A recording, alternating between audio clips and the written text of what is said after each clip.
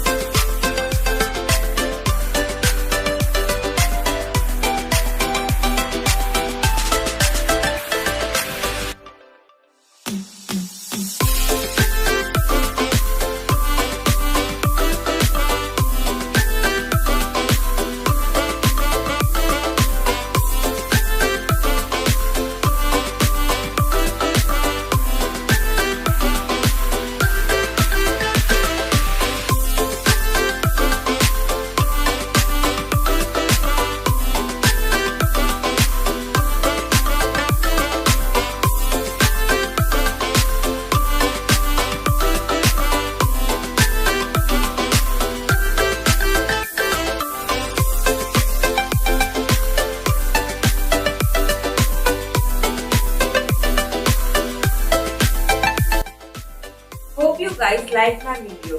तो नीचे subscribe button को दबाना मत भूलिएगा and please like, share and comment. Bye guys, see you soon.